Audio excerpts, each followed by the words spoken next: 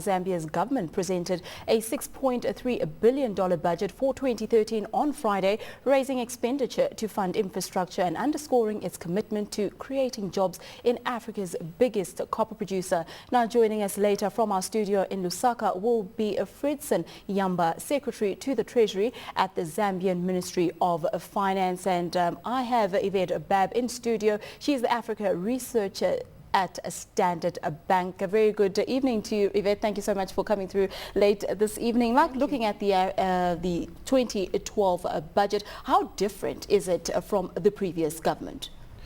Well, we had the 2012 budget, which was the first under the new administration. So the PF announced that in November last year, and this is their first, I would say, wholly self-designed budget. Obviously, they had limited time when they came into office last year to design their own budget. So this is very much in line with their new priority of creating jobs and targeting the four sectors that they've identified as most likely to assist them in that regard, and that's agriculture, manufacturing, infrastructure, as well as tourism. So they are obviously under pressure, I would argue, to deliver on their promise to create more jobs and to put more money in the pocket, as they argued in their campaign in the run-up to the elections last year. And I think under this budget we were very keen to understand if they would introduce new revenue measures that may be perhaps less favourable to foreign investors. We were also keen to understand the split between recurrent and development expenditure. And I think the positive things that we've seen emerge from this budget is that they've maintained the budget deficit at fairly sustainable and prudent levels at 4.1% of GDP. We've seen that they've increased their allocation to infrastructure development, specifically transport infrastructure and energy infrastructure. And we've seen that they have at least seemed to maintain the levels of recurrent expenditure rather than increase those relative to overall expenditure. We obviously do have, I think, we will need to understand further details with regards to the amount of money that's being allocated to subsidies. That amount has actually exceeded previous budget expectations, so we're keen to understand whether or not they've accommodated for that over expenditure in this budget, and also in terms of the growth in the size of the public service sector. We've seen under the previous budget that expenditure on public service wages actually exceeded their original expectations, and again in this budget we're keen to understand whether or not they've accommodated for the larger size of that expenditure. So from what you've just said now, outlining what the new government is trying to do for Zambians and to create a more pro-poor type of environment in Zambia, as well as the budget, are we on the right track? I think that'll only be told over time. Obviously in the last budget they did give some direct revenue measures in terms of increasing the tax bands for personal income tax, therefore allowing for a decline in obligations by small and lower earning individuals. They reduced the VAT on a number of basic commodities. So these can all be seen to be the support of low income individuals in the broader economy. But I think the overall capacity to generate jobs will be the key over the medium term, and whether or not this government has been successful in addressing the levels of poverty and obviously inequality that are pervasive in Zambia. They're looking to create over 1 million jobs over the next 5 years, so we'll see how that pans out. Now, before we begin our discussion in depth, we take a listen to Finance Minister Alexander Chikwanda opening's remark on the budget. The government is dedicated to the veritable advancement of social justice for all. This requires a complete change of our mindsets and priorities, both as individuals and as a nation. It also requires a structural transformation of our economy by developing a healthy and well-educated labor force, developing and maintaining an efficient infrastructure, and exploiting our abundant natural resources and entrepreneurial opportunities to deliver a vibrant and sustainable economy that raises the quality of life for all.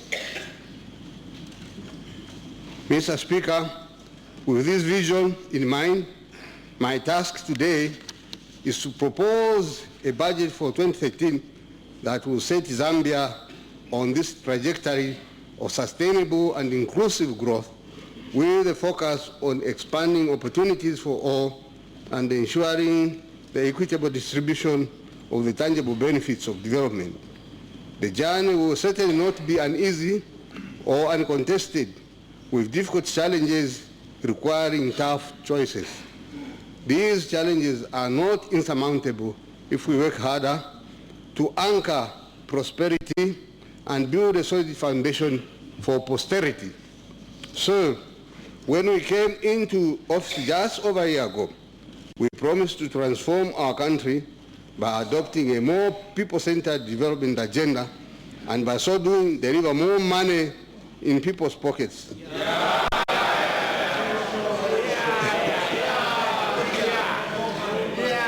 Let me state without reservation and ambiguity that we are determined to deliver on this commitment.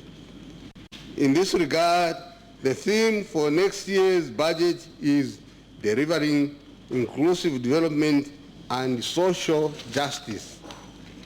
So, I wish to stress that this will not be achieved simply by promoting handouts. Our fundamental approach is to build a self-reliant people able to sustainably generate money from their own pockets. Mr. Speaker, this is the surest way. Mr. Speaker, this is the surest way of sustainably defeating poverty and delivering the inalienable rights of liberty and social justice for all our people. Well, it seems like there was a lot happening this afternoon at the budget speech. But when you look at such a budget, how do they reflect a country's attractiveness? You know, looking at such budgets and people wanting to do business with Zambia, the level of attractiveness when looking at budgets like this. So for one, obviously it's important that the macroeconomic fundamentals remain fairly positive. Zambia has seen relatively low levels of public debt since 2005-2006 when they received debt relief under the heavily indebted poor countries program of the IMF and the World Bank. About 25% of GDP at present. And there would obviously be, I think, a negative response to continued very high levels of budget deficits, because that would undermine, I think, their credibility in their long-term sustainability of their fiscal plan, and also in terms of how it will be financed. Increased domestic financing would put upward pressure on interest rates domestically, and/or relying too heavily on on development partners would make that fairly uncertain, I think, in the current environment of declining aid commitments from the advanced economies. So first of all, we look at the level of budget, the budget deficit, how it's going to be financed, and relative to the current level of public debt. So that's, I think, moving forward, we do not foresee any upward pressure on interest rates deriving from this budget, particularly as they've aimed to keep domestic financing equal to this year. And actually this year we've seen less domestic financing than they initially had planned. So there's actually been an injection of liquidity in the system under this budget. And then obviously we look to the tax revenue measures that are being taken to understand whether or not it's becoming the incentives that are provided to the private sector and the level of obligations from the private sector to the government, whether or not they become less or more favourable. And with specific regards to Zambia, there's been a lot of speculation in terms of new revenue measures that may be introduced to the mining sector. We know that they went through a period where they had windfall taxes on the price of copper, and there were suggestions under the previous election campaign that the PF government may seek to reintroduce that. They've been very adamant since they came to office that they will not do so.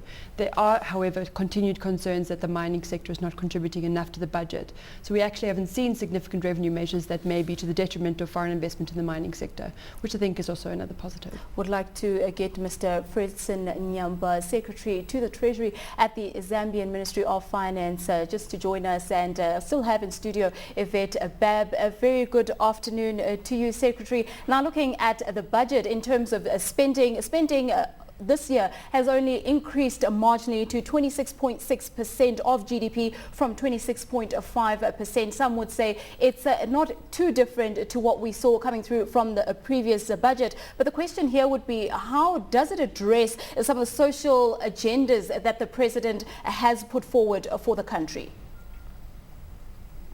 Thank you very much. It does address some of the social agendas that the President has put.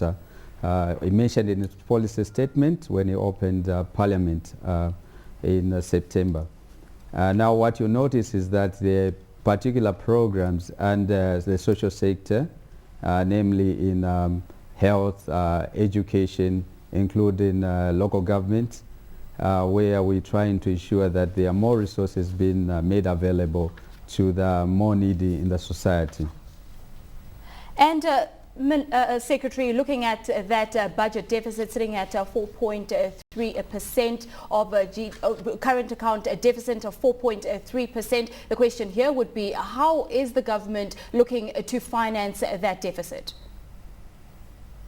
The deficit will be financed in two forms, one from our own domestic borrowing and also from external borrowing. In that respect, we've already done a data sustainability analysis, and we are sure that we'll be in a position to finance that particular deficit.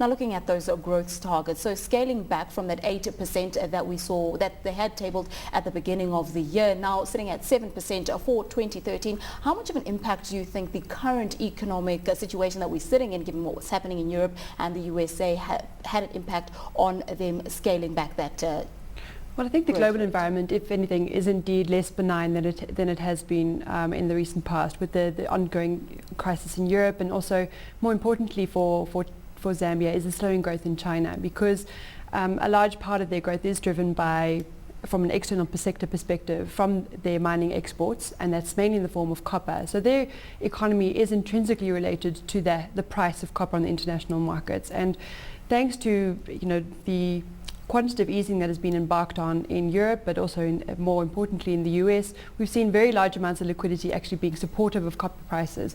And this has been to the favor of Zambia, whereby we've had copper prices at around $8,000 per metric ton, and at those levels they're still able to sustain a fairly sizable trade surplus. And next to that, the mining operations will continue to embark on the capital expenditure programs in that context. They've also had 3 years of very positive harvests for the agricultural sector. Although this year has been marginally lower than the preceding 2 years, it's still believed to more than accommodate for domestic requirements. So I think the growth assumptions are fairly realistic, considering the amount of investment that is undergoing in Zambia, as well as continued growth in the non-resource sectors of that economy. Not least the expansive budget of 2012, but also the of 2013 is likely to see the high levels of recurrent expenditure, although they're marginally higher, as well as the significant investment that the government plans to undertake, proving also to be supportive of domestic demand. How efficient do you think the government has been in terms of fiscal management? In terms of the actual implementation of the budget, I think this is a phenomenon across Africa, is that we do not see full implementation of the capital expenditure budget.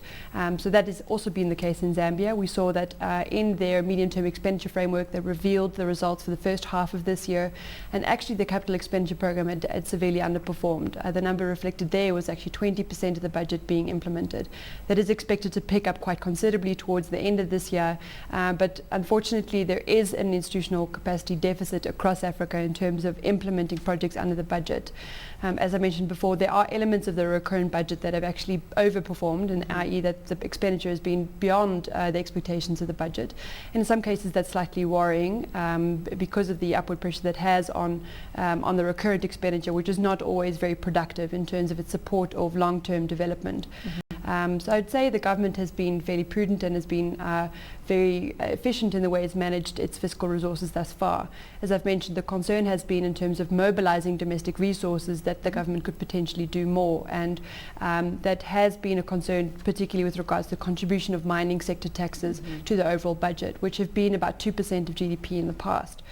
So the government is concerned about that, and has, even in this budget speech, referred to a number of regulatory measures that they aim to, or that they will implement to seek to address the auditing capacity of the mining operations. Mr. Yamba, I'd like to bring you in here, looking at that growth or forecast for 2013 down to just about 7% from a target of about 8%. Maybe like a question that I just asked Yvette, how much of the current crisis has impacted the growth forecast? Thank you very much. Yes, Zambia belongs to the global World Economic System, And any effect that starts, whether in the States, right into Europe, China, will definitely have an impact on the growth prospects here.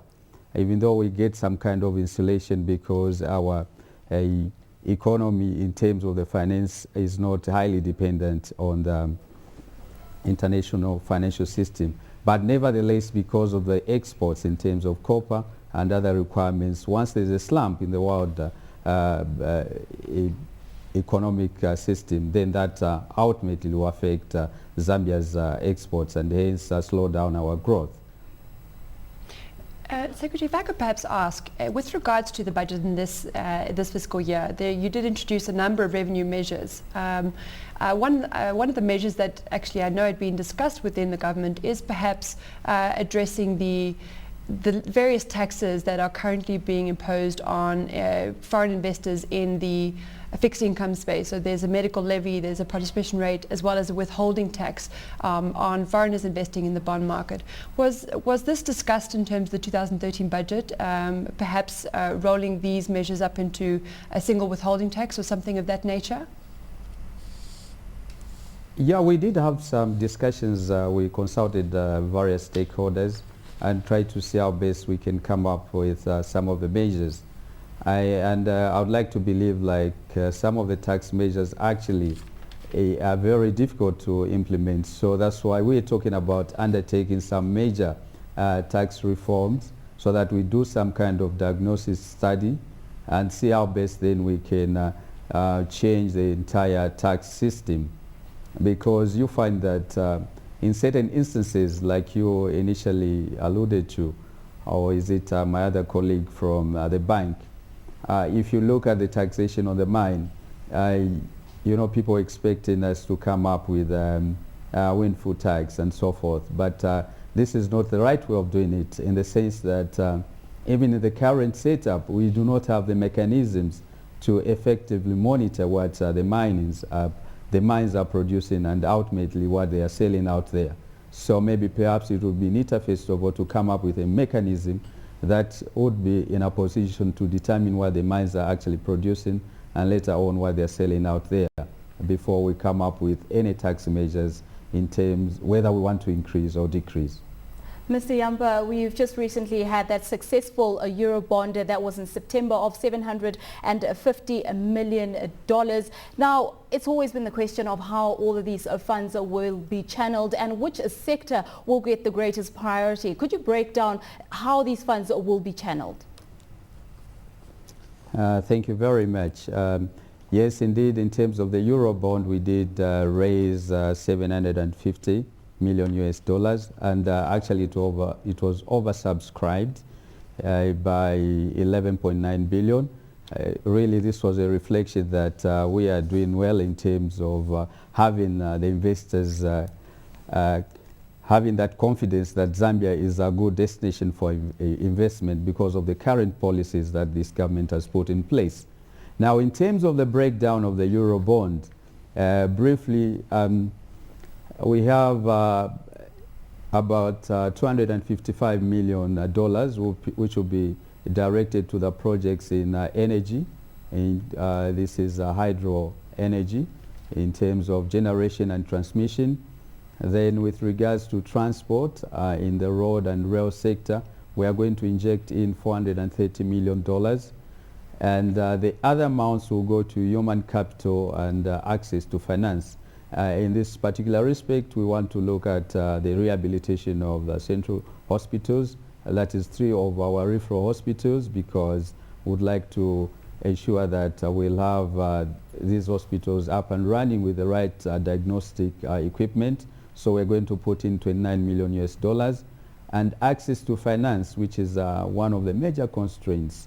We want to help the small, medium enterprises access funds, and we will have a vehicle in this respect, the Development Bank of Zambia, for onward lending to the business community. This will be $20 million US dollars.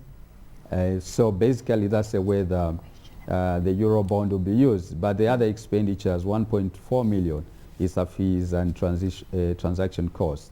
Then we also have a discount premium of $14.6 million.